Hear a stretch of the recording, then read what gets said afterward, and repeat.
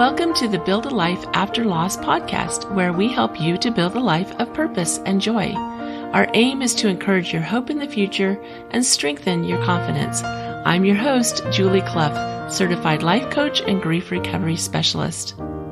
Hello, my friends. Welcome to episode 52, Coming Back After Loss with Shelby Forsythia. Shelby is our very special guest today. I'm excited to share this interview with you, and I can't wait to hear your thoughts about what is shared. She is the very talented host of the podcast Coming Back, Conversations on Life After Loss, which is one of the very first grief podcasts that I listened to a couple of years ago when I first became interested in podcasts and the value of the conversations in this space. Loss and grief's first impressions on Shelby's life occurred when she was a college student. When it did, loss and grief piled on hard and culminated in her most impactful loss. We're going to talk about her loss story, how grief impacted her. We're going to talk about secondary losses, and we're also going to talk about those things that helped Shelby to start reengaging and rebuilding her life.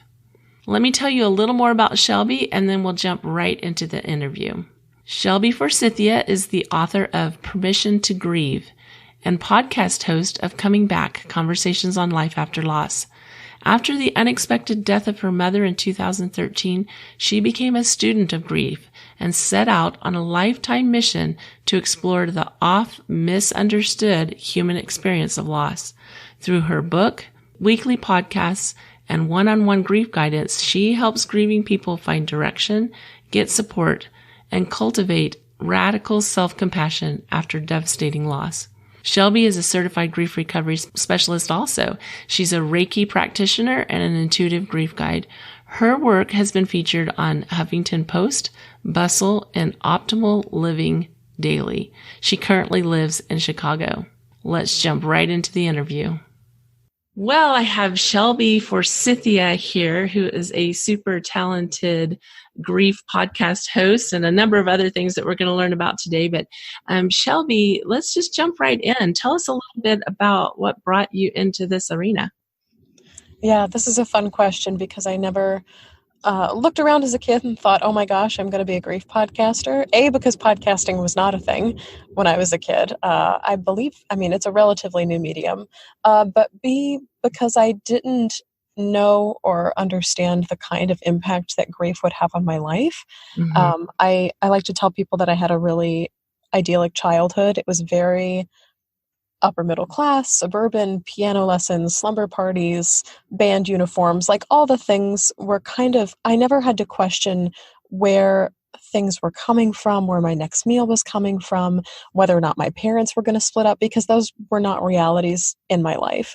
And of course, I kind of loosely knew people whose families were struggling through things, and through our church, I would see and understand that other people had hardship, but it was just not something that touched me for a good chunk of my life, probably about the first 18 or 19 years of my life. And that, looking back, and as I continue to get older and hear more and more about my friends' lives and guests' lives who come on the show, my podcast Coming Back, I recognize how much of a gift that was to lead a childhood that was totally uninterrupted. But then I like to jokingly and not jokingly tell people that when grief swept through, it was absolutely merciless. And I appeared on another interview series called, I don't recall what it's called. It was by the International Grief Institute. I believe it's called Stories of Hope or something along those lines. And the caption for my interview was coming out the other side of 4 years of hell, because this is how I literally refer to what happened to me. And it was 4 years of nonstop losses all in a row. And the first one didn't seem very significant. When I was 19 or 20, my dad lost his job. And job loss, while it is a significant grief event, is not death. And so it's not ranked very high on the Richter scale. But that's the first time my family experienced any kind of instability. And so we kind of stopped going out to eat. My dad kind of stuck around the house a little bit more. There was like financial stressors and things that came along with that I would hear more conversations of, when largely that was sheltered. And then in the fall of that year, my sister and I witnessed my dad having a minor seizure in the sense that he wasn't on the ground convulsing. It was he was having hallucinations and laughing out of context. And we were really concerned. I believe I was 19 or 20, and my sister's about 2 years younger than me. And we approached my mom, and they were going to bed. And we were like, something really weird just happened with Dad. And we want it looked at. And he, kind of brushed it off as being stressed or what have you. And then less than 6 months later, he was diagnosed with 2 identical brain aneurysms, one on either side of his head, that were really, really close to rupturing or bursting. They didn't know when. And we had the good fortune of living near Duke Hospital, but my life and recognizing and understanding that he may die at any moment was absolutely disastrous for me. And it was like it totally tore my world apart. I remember where I was when I got the call, and he went through 2 separate surgeries because they weren't close to each other. So he had to open up one side of his head, operate there, close it, wait for it to heal, open up the other side of his head, operate, wait for it to heal. And in the midst of all that, when doctors go digging around in your brain, stuff happens. Like he forgot who we were. He was calling us by the wrong name. He couldn't drive anymore. His emotions changed. Wow. And our house kind of became the center for meal trains and carpools and prayer circles and all of these other things. And all of a sudden we became the center of a support network for grief, which was, again, a totally foreign experience to me. And we were struggling for about a year. And the following summer, after all of this happened in 2012, we all kind of thought we were out of the woods. I was, coming out of my sophomore year of college. I had a sales internship, and my mom called us into their bedroom for what she was calling a family meeting. And we were like, this is never good. It's going to be about money. It's going to be about we're moving. All of a sudden, something's going to happen. And this was just as my dad was really beginning to heal. And she looked my sister and I both dead in the face. And she said, I've just been diagnosed with breast cancer. Wow. And again, it was just like one thing after another. And I felt like I had a guest come on my show and describe it as being washed up on these boulders near the shore and just getting beaten with wave after wave after wave, and nothing, the tide never goes out. It never goes down. And so for another year, we were thrust into being the center of a massive grief event, and the meal train started again, and the prayer circle started again, and the emails started again. And on top of that, the financial stress, and then literally watching my mother physically, emotionally, mentally, spiritually change as a result of going through the experience of having a pretty severe form of breast cancer, and things like losing her hair and her nails becoming brittle and just becoming tired and morphing into this totally different person. And it was really, really hard. And in the midst of all of this, I came out of the closet as a queer woman to my parents, my family, and it was kind of well received, but not really. I was also working 3 jobs and in college at the time too, because my parents' number one wish was, please don't stop going to school. That was the case for my sister and me both. And so I would have panic attacks every time the phone rang. I was trying to figure out who I was as a human in the world. I was trying to figure out where I was going in my life, and every little thing was falling apart. There were good moments in here, but for the most part, if I could do one piece of my life over, it would be this, but I would take all the losses out of it, which I know is impossible. And she went into remission in January of 2013 from breast cancer, and we finally thought, we're like, oh, finally. We're out of the woods. We're totally done.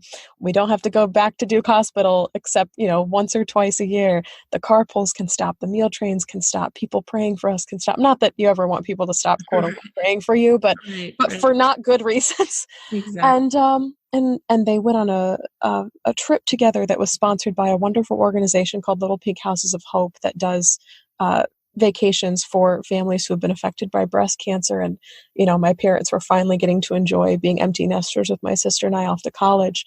And then in November of 2013, so about 10 months later, we got a call that what we thought was pneumonia for my mom, or like a cold that wouldn't go away, was the return of her breast cancer, and it had metastasized into her lungs and into her chest and into places where after one surgery, doctors were like, we can keep doing more surgeries, but at this point it will not save her life. It will prolong it.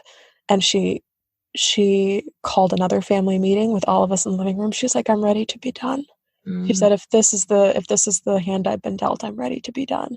And she wasn't ready to die by any means. She was not ready to die, but she was like, if this is going to be it, then I'm going to choose to not die in a hospital and not die under the knife or whatever circumstances would have befallen her had she been in the medical system. And we got that news probably about a month later on December 19th that there was nothing more that they could do. And so we called in hospice. We had them, set up hospital beds in our home and bring in medications. And she saw pastors and friends and all these other things in and out of the house. And we thought we had a while on hospice. I think they told us anywhere from 6 weeks to 4 or 5 months probably. And we thought that was a pretty good stint to wrap things up, to say goodbye, to fly in family and friends. And then she died in a week. And Wow. yeah, and she was gone the day after Christmas. And it absolutely just, when I say the entire foundation, the bottom went out of my life, it did. It was gone. Like I immediately plunged into this place of darkness and blackness, and I will never recover from this instantly, and stayed there for a very, very long time after she died. Mm-hmm. Yeah. And you think about, I mean, my goodness, loss after loss, and then have this experience. And, remind me, she went into remission. When did they think she'd gone into remission? It was In 2000, January of 2013. January. And then she died in December of In 2013. December. Yeah. So to have that hope, it's just a roller coaster ride. To have that hope of remission, and then, go through those months and then have this new discovery. Wow. How painful. Yeah. And it's kind of that thing. I don't know if I'm going to phrase this exactly the way I want to, but like we always cling to this illusion of safety. Like, Mm. okay, now I'm safe. Okay, now I can breathe. Okay, now it's going to be better for a while or stable. And that's kind of what I felt like I was after. That's what I was chasing for that entire 4-year period of like, when can I catch a break? And so when we thought we were there, we were stoked, man. When in reality, the biggest shoe of all was about to drop from the sky. Yeah. And to Yeah. go through that when like I love the way you told about how your life had been pretty uneventful as far as grief experiences. And then here you are just hitting young adult years, and to have this boom, boom, boom like this.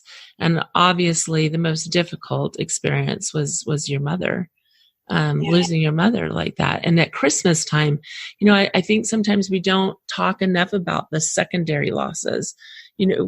Obviously losing your mother is huge, but then to have it happen over Christmas and how that impacts your Christmases every year after that. And yeah, so tell us a little bit about what grief looked like for you when you lost your mom.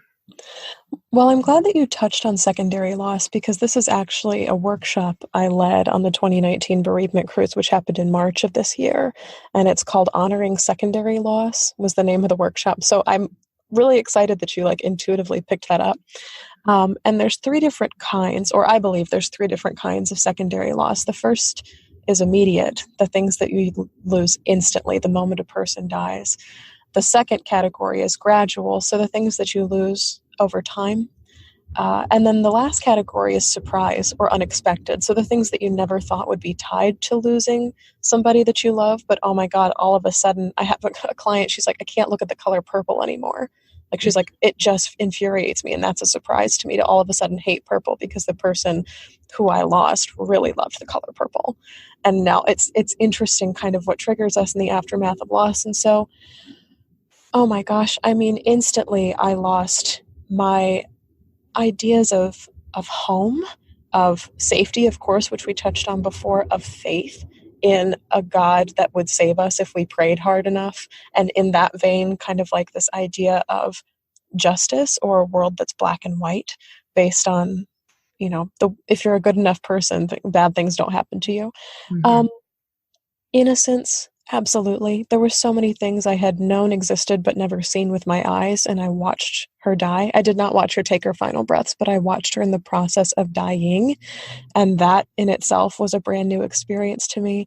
And then in an instant, my relationships to my father, my sister, and most importantly, myself drastically changed in the Mhm. aftermath of her loss.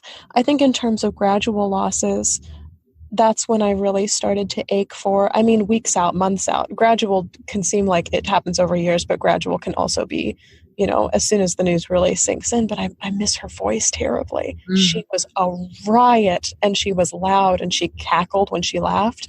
And I missed that.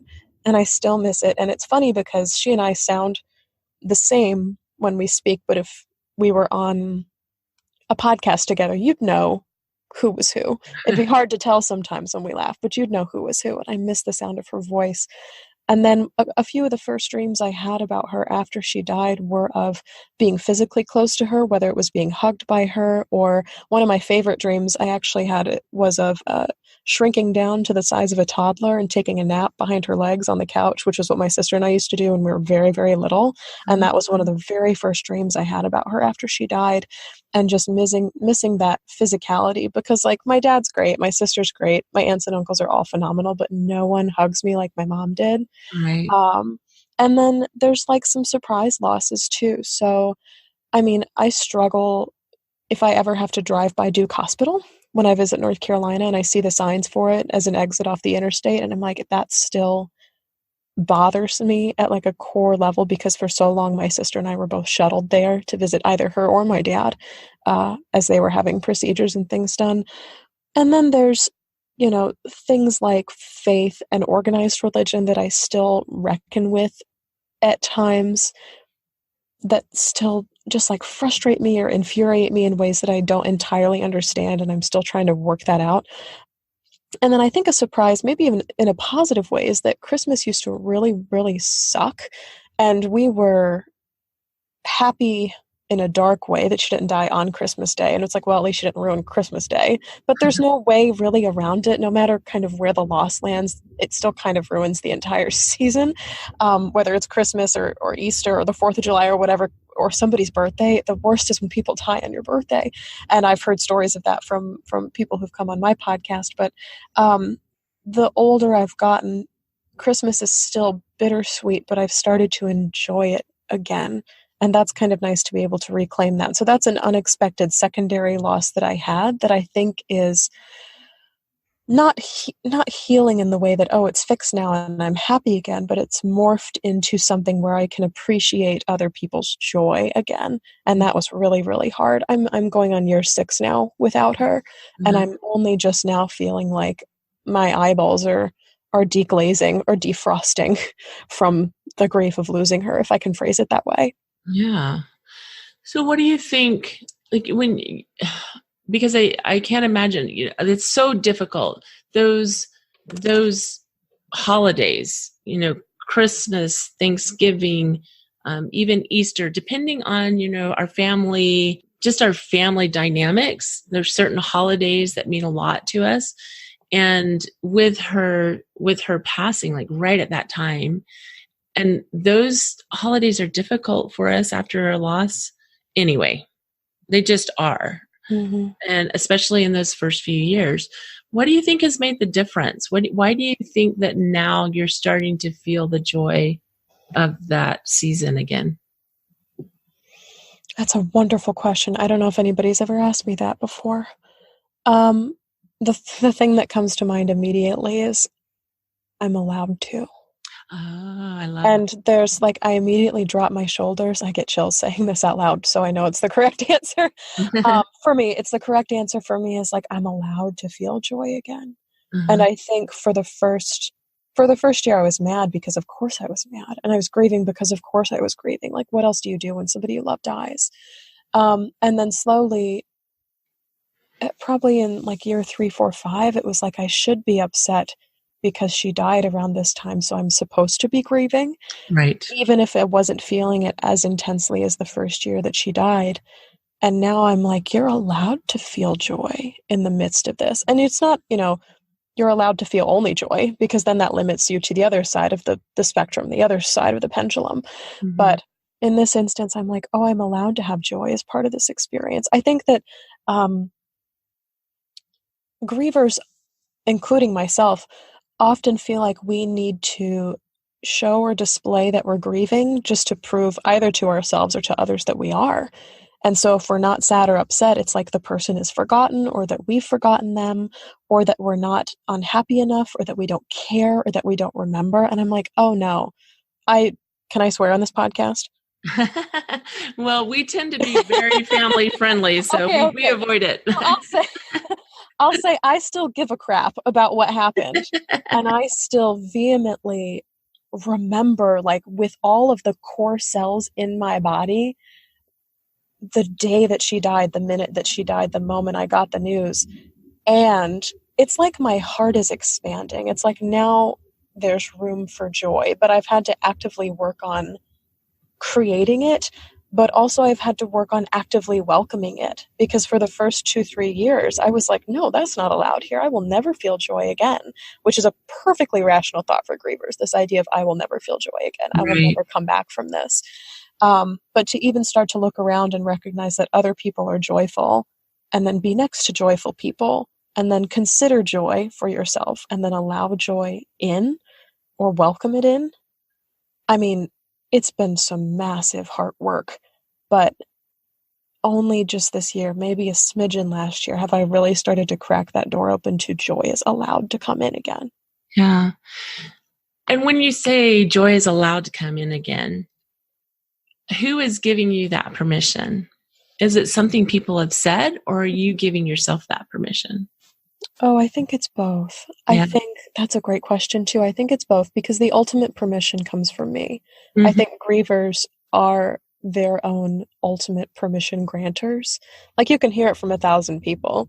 Somebody could have told me this, last year before, blah, blah, blah. And like, it would have sunk in at some soil level, but not at like a bedrock, concrete, core of the earth level. Mm-hmm. It was something I needed to feel and experience for myself. And know, kind of in experiencing that this was not going to erase or overwhelm my grief or my memories of my mom, because I cling to that very tightly. My grief belongs to me, and I will not let it go anywhere.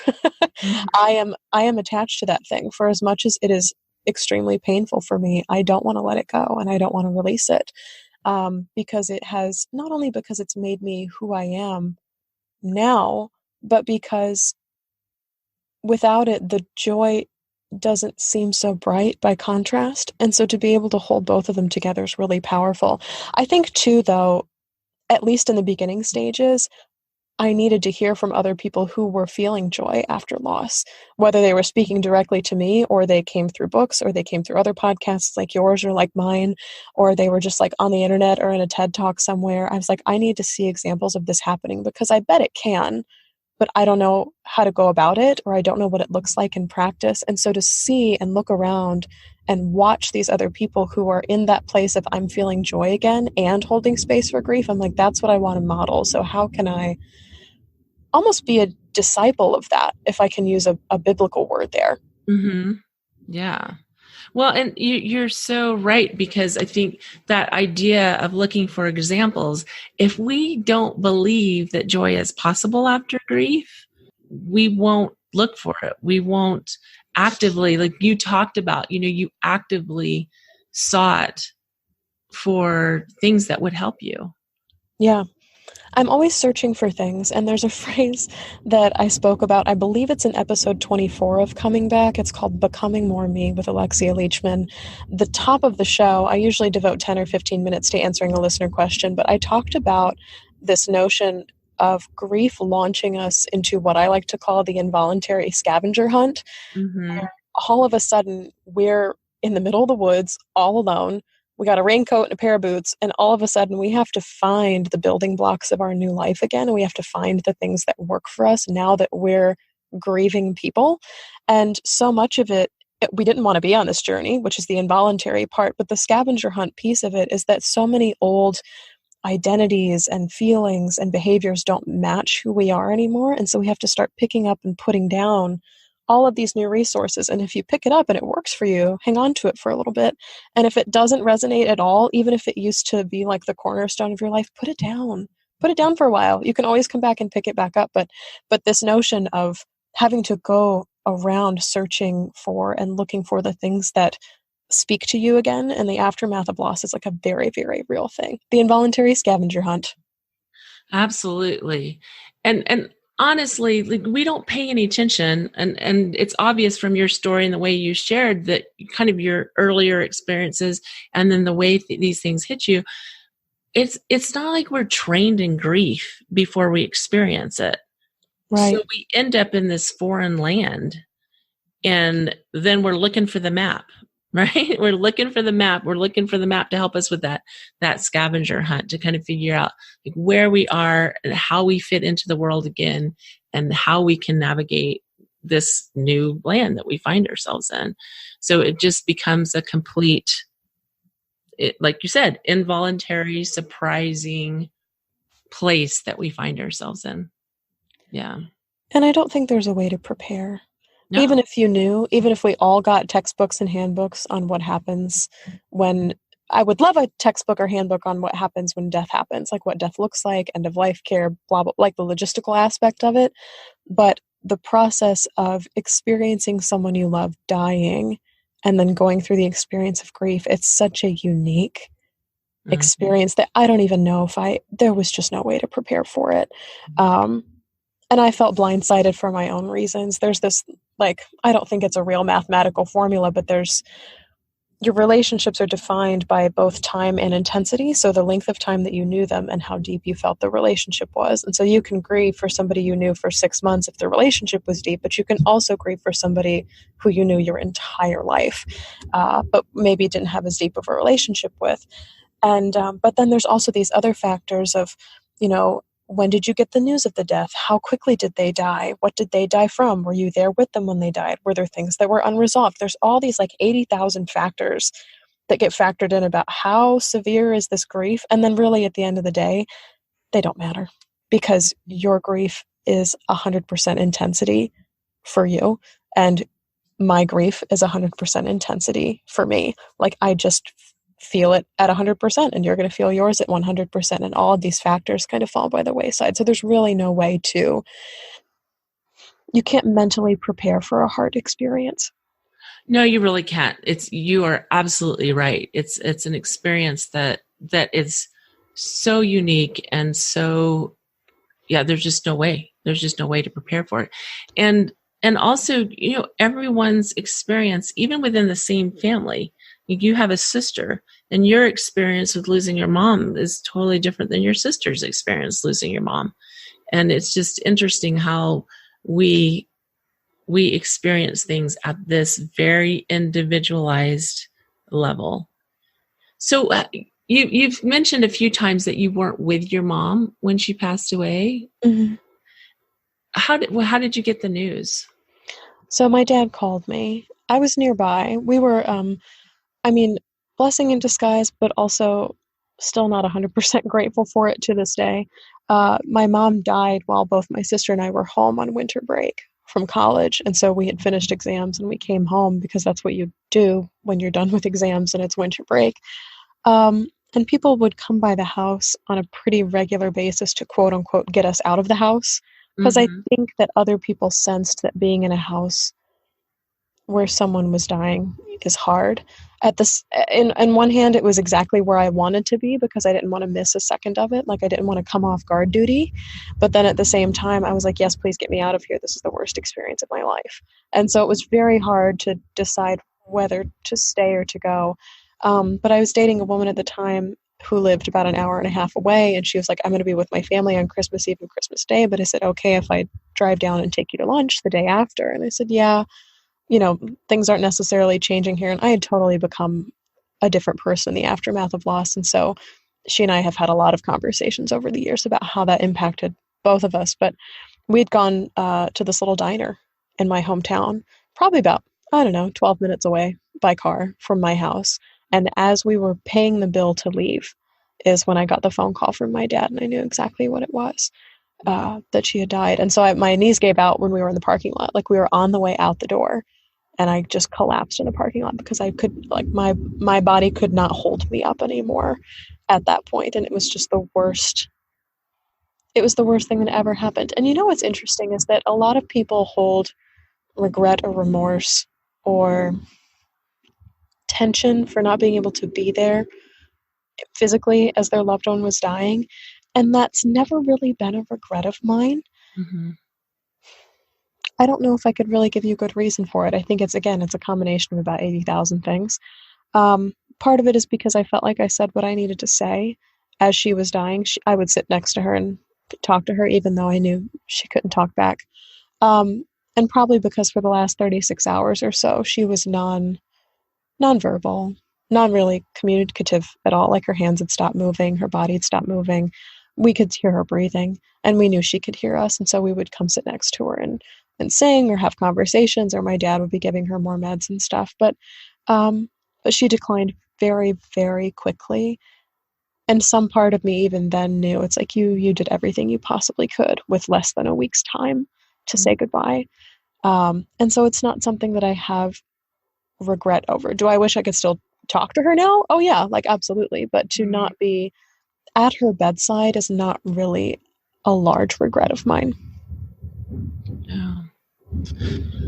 Wow, that just, the picture that you paint of your knees going out, it just speaks to there's no word for it, but the overwhelming experience of loss. Just the overwhelming experience. It's not only emotional, but affects us physically as well. Grief is full body. Yeah. Absolutely. Absolutely. Did you end up going back to college right after that? I imagine that would have been super hard because like that, you're experiencing grief that just takes over. We have to make room for it. And so I'm just curious what you decided to do. I did. I think that might be that's something I regret. I don't mind that I wasn't at my mom's bedside. I regret going back to school. Mm-hmm. The reason that I did, I think, was twofold. One, it was because I knew it was what my mom and my dad would have wanted for me. And so to continue along their linear path felt like, in a time when there's nothing else I could do, it felt like something I could do.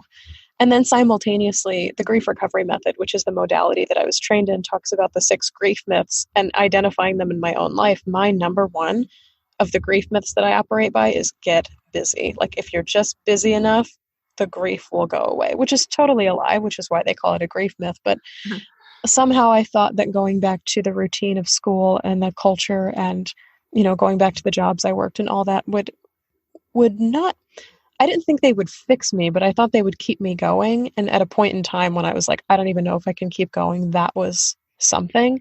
And for what it's worth, it felt nice to be productive. But at the same time, every single day I was dying. I was absolutely dying in my own way, being there, partially because, and this is something I talk about on Coming Back to with people who have lost people in their 20s, is that for the most part, teen and 20-something people don't know what the experience of death is like, whether it's a parent, a sibling, a child, anything like that. And so to go back to this culture of, boozing up parties on the weekend and volunteer activities and just like getting grades in class, like all of a sudden numbers and performances and like metrics didn't really register with me. I was like, why are we measuring ourselves by our grade point average? Like it just didn't compute anymore.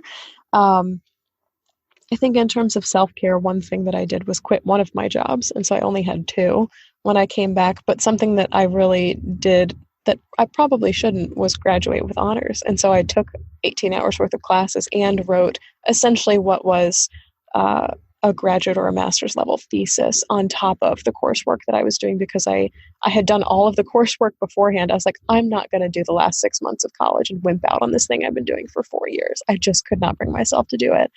But trying to relate to people was really, really hard, and trying to do anything beyond go to class, go to work, go to bed, maybe eat was absolutely beyond me. I still wish, I don't know what I would have done with a year off, but I wish I would have taken a year off. Yeah.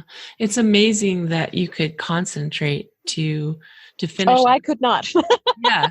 I just, that's I don't mind blowing to me I to don't know. think about, to try to focus on something at that level.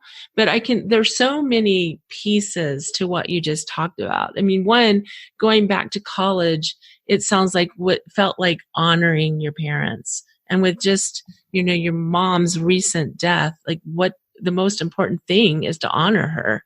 And so going back to college, kind of, it sounded like it really represented that opportunity to honor her. Not only that, but then to have a reason to get up in the morning and, staying busy. That, like you said, that myth that we believe that if we just stay busy enough, when we stop being busy, the grief will be gone. like it's a visitor that left, which is not what happens. That visitor is still there the minute we let up.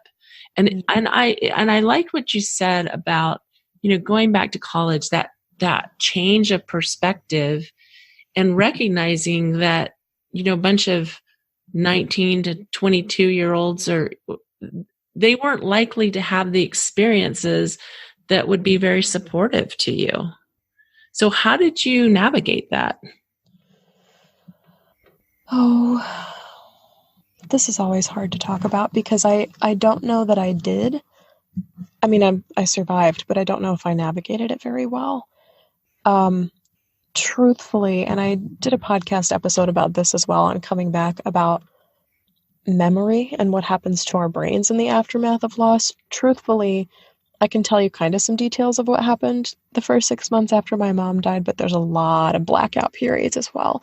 And it's not because I was drinking, because I actually started having allergic reactions to things like gluten and dairy and soy and stuff after my mom died, which pointed to a larger health crisis that was coming later down the road.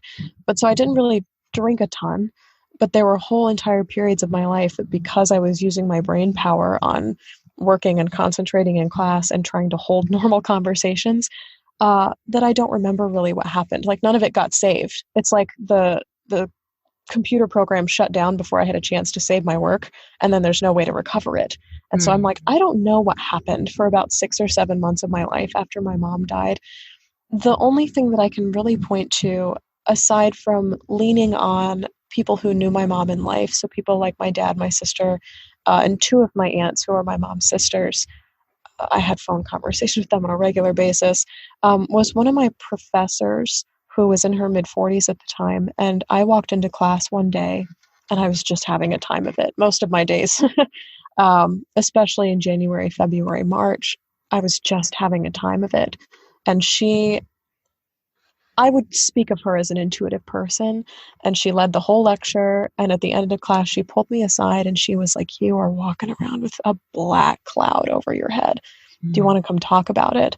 And she didn't say I needed to fix myself. She didn't say I needed to do anything with it, but she knew what had happened in my life. I had emailed all my professors, or somehow all of them knew. And the instant I went and sat on her couch in her office, I just immediately broke down and sobbed. I was like, I don't know how I'm doing this right now. I don't know how I'm alive. I'm just so sad. I'm so sad. And she and her little couch in her office became like the teeny tiny little rock lighthouse that I clung to for those 6 months and beyond, because she had what I didn't know at the time is that she had experienced losses in her own life, and so she could see them in others and kind of had that compassion and that enveloping arm, for lack of better phrasing. I know you can't see me moving my hands, but I don't know if you've ever seen like chickens or ducks like stick a wing out and then they grab their little chicks and put them underneath them to keep them warm. But that was kind of what happened. And she never requested that I get better or move on or fix it. I don't even know if those words were in her vocabulary, but she was one of the few people that saw me. And because I was in her class either 2 days a week or 3 days a week, she was somebody who kept pretty constant tabs on me. And that was a gift. That was a gift. That was definitely a gift, because so many things that she did there, like even you sharing your loss, and for you to say that you realized later that she had experienced loss. So often when we go to share, our experience, people want to share their experience. Yes. And then it becomes difficult for us to really get out, what we need to get out. And what a gift. Like, what a gift that she was willing to listen without overwhelming the conversation with her own losses, that she was willing to listen without judgment, without expectation. That's a tremendous gift and a real lesson for all of us who interact with people who are grieving.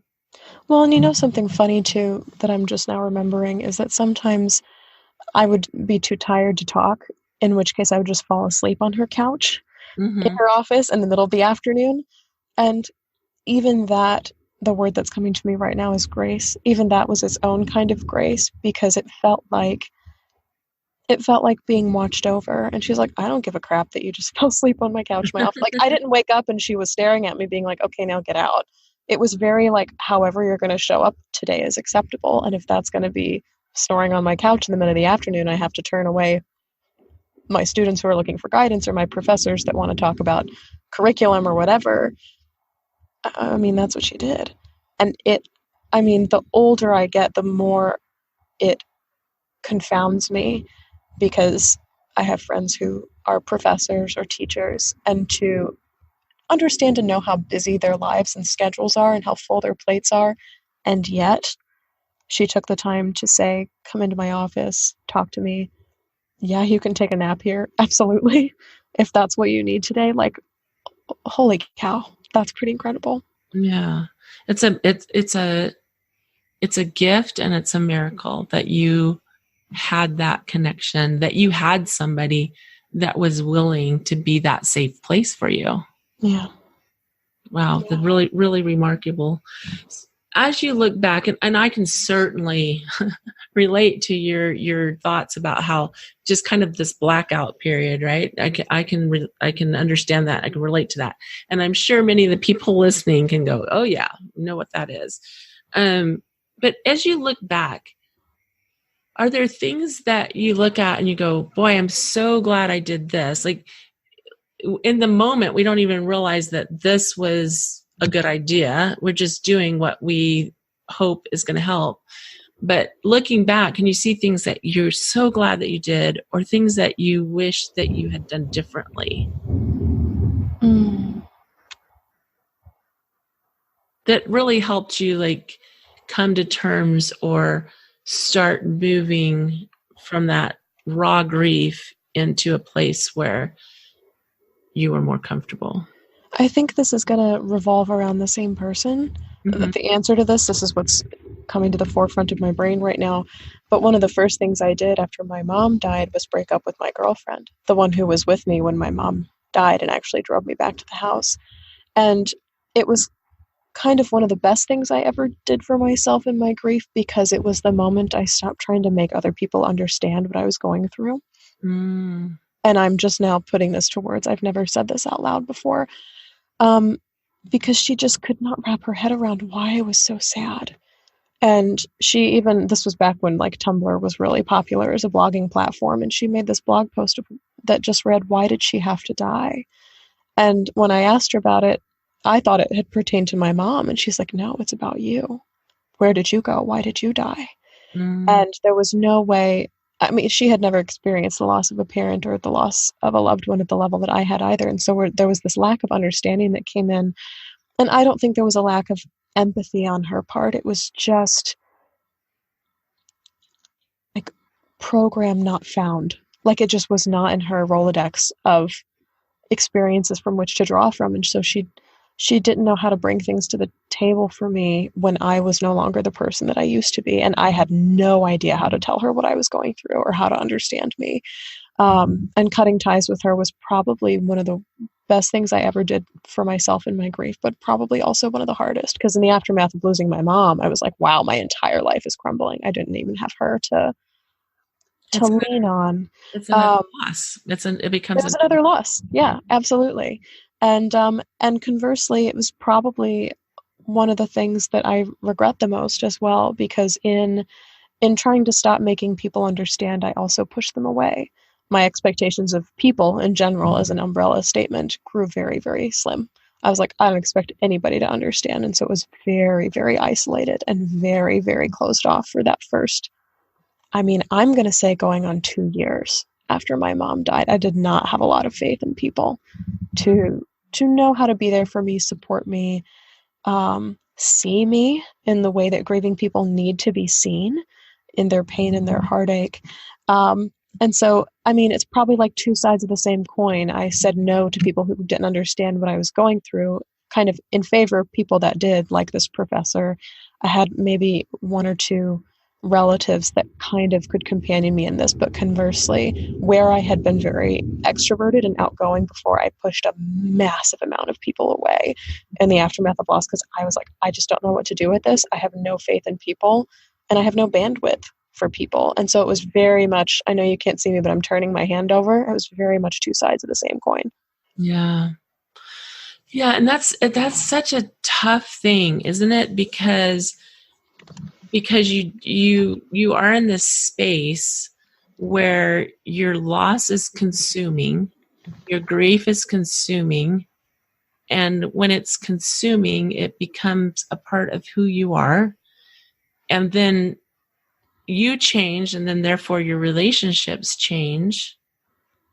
So it's trying to figure out how to not isolate, but at the same time, it just becomes part of the equation. Mm-hmm. So it's a curious, because I can feel your thoughts on this, like, two sides of the same dilemma. It's on one side, taking care of ourselves means that we might have to distance ourselves from people that might even be unkind, and at the same time, trying to keep from being isolated. So yeah, it's a difficult thing. So let's talk a little bit about what you're doing now, because you've had a podcast for a while, and you mentioned it earlier. It's called Coming Back.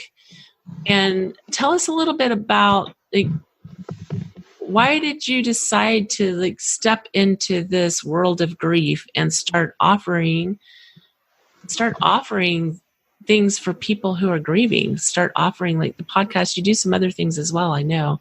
So what brought that about?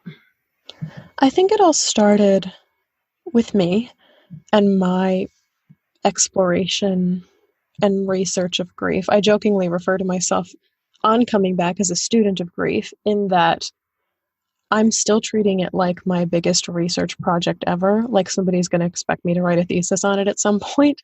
And especially after the numbness wore off of my mom's loss, and I started kind of coming out of the fuzz and kind of seeing clearly again, I was like, all right. And kind of going back to what you and I were talking about at the beginning of this conversation, I started looking around for other examples of people who this had happened to. I was like, I know I'm not alone. It feels like it, but I know I'm not, intuitively also. So where are they? Where are the examples of this? Where's the proof, basically? Mm-hmm. And I wanted to know where all of those answers were and what they were made of. And so I instantly started going to the library again, which is something I hadn't done since like middle school, which was a weird connection with my mom because she used to take my sister and I to the library every week in the summer to check out books. And so going to the library again was an odd, neat connection to her again. Mm-hmm. But instead of being drawn to like mystery novels as a Nancy Drew girl, I started getting drawn to the sociology and psychology sections where all the grief books were. And I was like, I wonder if this will have something in it for me. And I just started cracking the spines on books. And if they, again, with the involuntary scavenger hunt, if they weren't interesting, I put them down. And I was like, maybe later. And I've picked up books now that I tried to read at the beginning, and now they make sense. And so that's, suffice it to say, if there's a grief book that somebody's given you that you just aren't resonating with, maybe try it again in 4 or 5 years, and maybe it'll click then. So I started researching what I was going through, and I would highlight and take notes. And like, I had a whole document in my computer where I would just write down all the things that spoke to me in my experience. And I was like, this is true, this is true, this is true. Oh, this is what this means. Oh, this is the new definition of grief. Oh, this is a grief myth. And this is where I found out about the 6 myths of grief, and that the 5 stages were totally a hoax.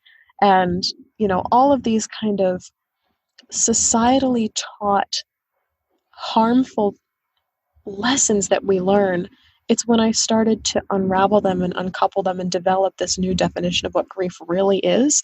And then as I became brave in that space, I was like, I think I'm going to start posting this on social media. And so I would take little quotes from books that I was reading or write little, I'll call them manifestos, but I would write these little personal stories about what I was reading and how it related to my life. And I had a lot of interest. I had a lot of traction from people because they knew that I'd lost my mom for the most part. Every Facebook friend I ever had knew this about me because my mom's grief was on social media.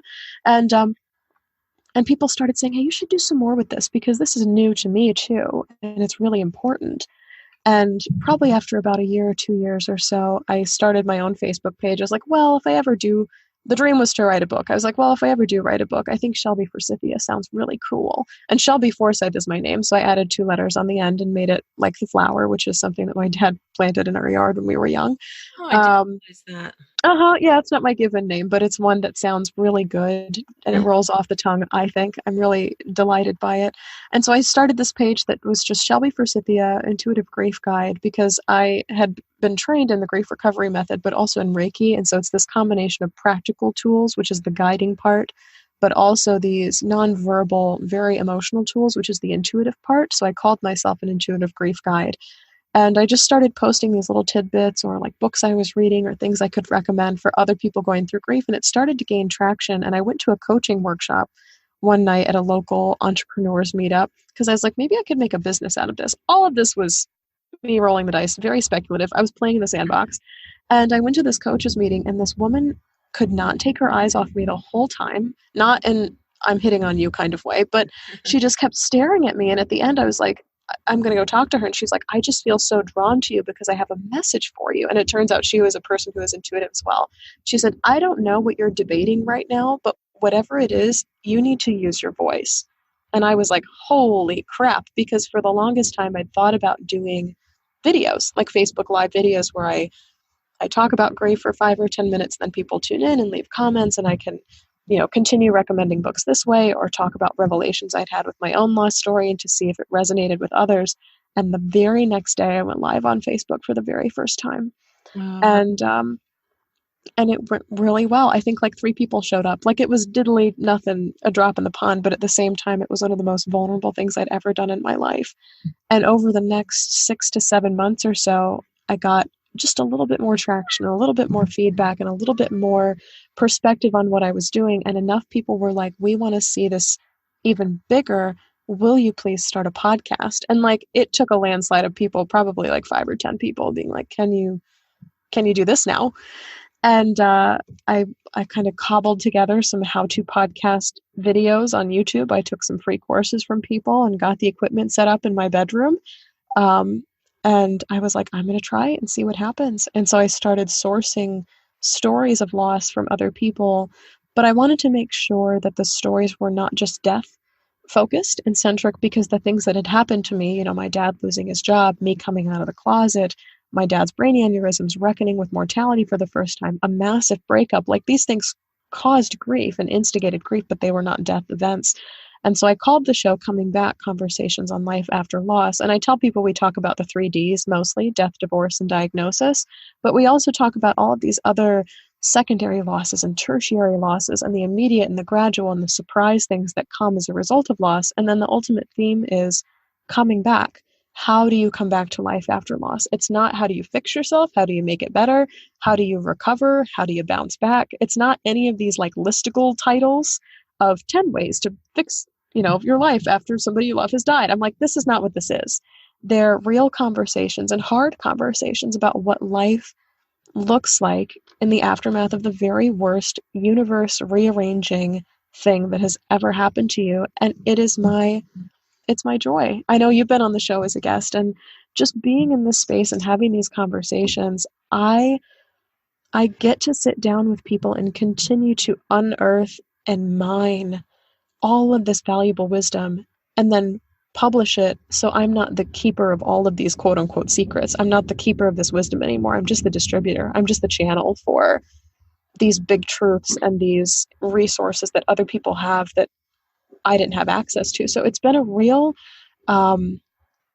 the word that's coming to me is privilege, just to be the go-between between people's lost stories and people who are experiencing loss. Like, I think that is my ultimate role, is to be kind of a conduit, not even the host or the center of the action, but like the person who's guiding you, the intuitive grief guide who's just there beside along the way. Like, here's some more stuff for you to look at should you care to experience what this is like in the aftermath of loss. And if this episode doesn't suit you, wait for the next one. Comes out every week. Yeah. It's been really cool. And then within the last year or so, it's also developed into a book, which was the next thing that my listeners asked of me, is like, will one day all this information be compiled into a book? And I said, yeah, that's a great idea. And so I finally got my dream of turning the name Shelby Forsythia into a pen name that I used for my book. And I published a work called Permission to Grieve. And it's based on conversations with my community that I built and with people who've come on the show, because we kept revolving around, I mean, for a good 7, 8, 9 months, this topic of permission and allowance and being in this space in the aftermath of loss where we let ourselves have the experience that we need to have. And I break it down into 3 different categories. So we all need permission to feel emotions. We all need permission to be, which is related to identity, whether that's changing identity, identity that stays the same, identity that dies along with our loved ones. And then, I'm sorry, I have a cat who's next to the desk. And then the last permission that we need is permission to do, and that's permission to express grief outside of the body. A lot of people are afraid to, put up shrines in their home or run a 5K in honor of a loved one for fear that they'll look like they're still not over it. But permission to memorialize our loved ones is kind of an ancient rite of passage that we've been doing forever as humans, to mark space and time where we have lost things that we've loved. And so it's this really neat book on the societal things that stop us from giving ourselves permission to grieve, and tons of exercises and illustrations and stories about how we can regain and harness permission to grieve for ourselves in gentle ways, not in, now you must give yourself permission to grieve everything all the time, or else you're not a good griever. And so it's kind of a death to the image of the perfect griever, but also a death to the things that society stops us from feeling. Right. Yeah, society tends to be so focused on the achievement, and when we're in this grief space, that becomes our new job. And so being focused on achievement isn't a reality at that point. And I'm so glad you brought up your book. That was actually the next thing I wanted to talk about, was Permission to Grieve. So amazing that you wrote this book. And I can tell you, I've read the book, and you are amazing at expressing these deep experiences and really painting the picture for us of what it felt like, what it looked like, and what your experience was. And it is very impactful. And I love that you titled it Permission to Grieve.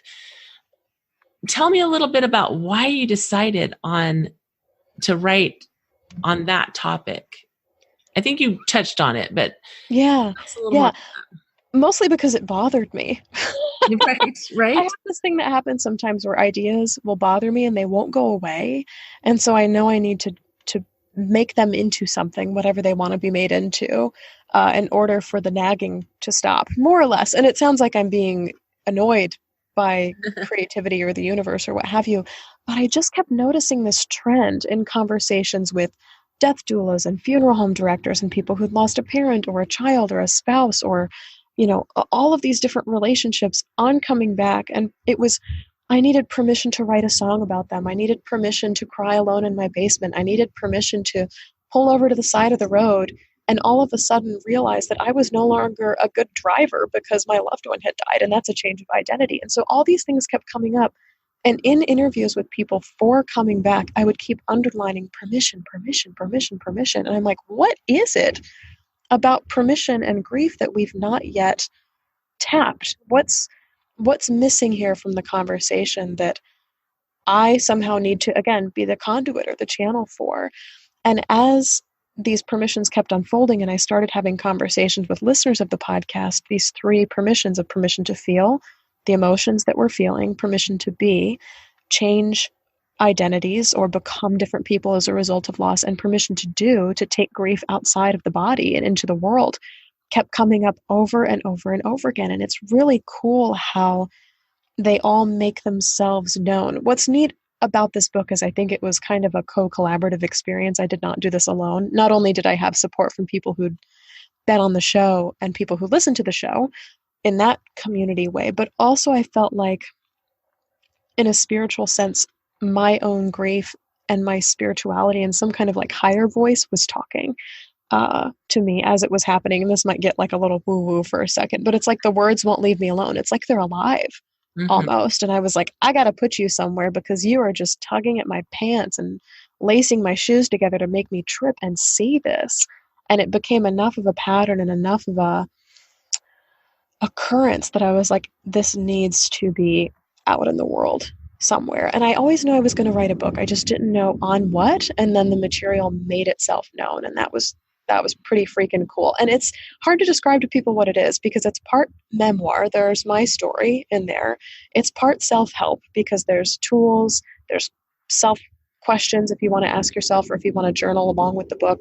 It's part comic book. I did 26 different illustrations for the book that are all based on experiences I've had or experiences other people have told me about. And then it's also just part, I want to say, part human. It's a little bit of like that spiritual inspiration that not that we need to keep going, but that we need to remember that we're okay and that we're doing okay exactly where we are. Yeah.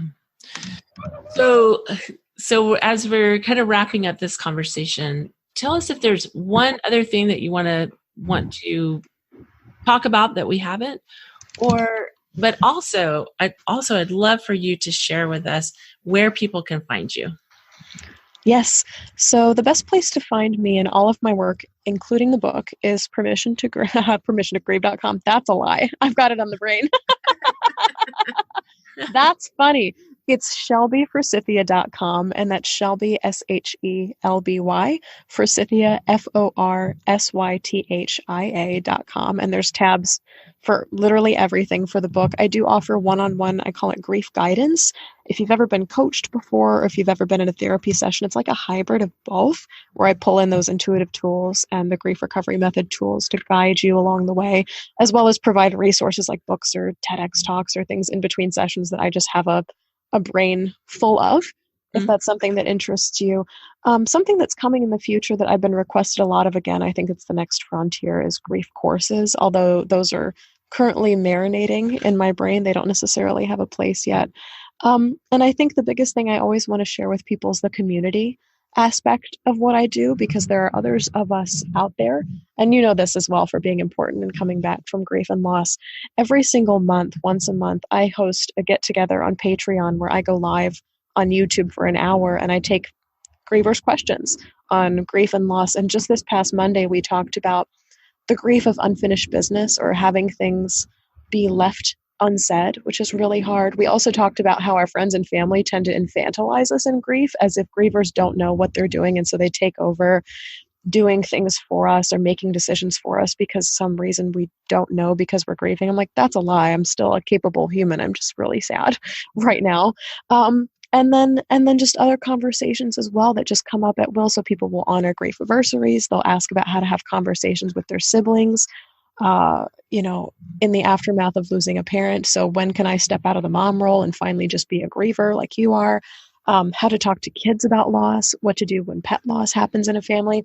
These conversations go in all different directions, and it's something I've been doing for over a year now, and that happens over on my Patreon page, which you can also find on my website, shelbyforsythia.com. There's a community tab where you can find that. And if you're not looking for live support, but just want to be in a fun little Facebook group with people who share their stories and their photos and their questions and hard days, I host a Facebook group that's related to the podcast called the Grief Growers Garden, and that's pretty cool. There's probably about 400 of us in there now, and it's grown over the past 2.5 years to honor those who listen to the podcast, but also those just looking for grief support who may not have it locally. Awesome. Well, thank you so much for sharing all this with us. Thank you for being here. You talked about being a distributor of information, and you are a gift as a distributor. And so I really appreciate what you've done in this community of grievers to really provide some support, and it's just amazing. So I just thank you for being here. Thank you so much for having me on. This is a delight. Shelby shared so much of her experience with us, and I love her real and honest depiction of what the pain of loss and grief looks like. In the interview, you probably heard our exchange about swearing on the podcast, which I appreciated her asking, as I always want you to feel like you can listen to the podcast anywhere, with your kids in the car or in the room, however you like to listen to it. That being said, it's important for me to note that Shelby's book is amazingly raw, and the opening chapters do include some raw language. She has a gift for painting a heart-wrenching scene with words, and when you read her words, you will feel like you are there. She also has the gift of offering tremendous compassion and understanding. I think your heart will feel understood reading her words, and I'm certain Shelby would want you to feel heard and loved.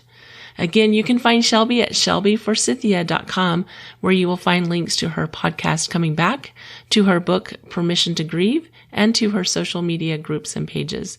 These links will also be included in the show notes for this episode. Thanks for joining me today. I'd love to hear your impressions on this interview. And any questions you have for me about grief or rebuilding, email me today at julie@buildalifeafterloss.com. Also, I work with people one-on-one and guide them through the grief and rebuilding process. Let's have a conversation about that and whether that's a good fit for you. Again, you can email me at julie@buildalifeafterloss.com. Remember, I love you. I believe in you. Have a great week.